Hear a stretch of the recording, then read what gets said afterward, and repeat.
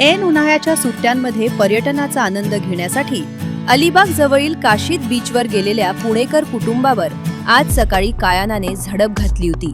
मात्र महाराष्ट्र पोलिसांचे प्रसंगावधान आणि अत्याधुनिक तंत्रज्ञानामुळे एक मोठा अनर्थ टळला असून एका 20 वर्षीय तरुणीला समुद्रात बुडताना अगदी ऐनवेळी सुरक्षित बाहेर काढण्यात यश आले आहे।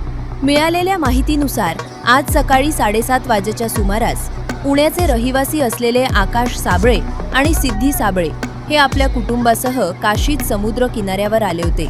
हे कुटुंब पोहण्यासाठी पाण्यात उतरले, परंतु पाण्याचा अंदाज न आल्याने 20 वर्षांची सिद्धी साबळे ही तरुणी अचानक समुद्राच्या खोल पाण्यात ओढली जाऊ लागली आणि बुडू लागली।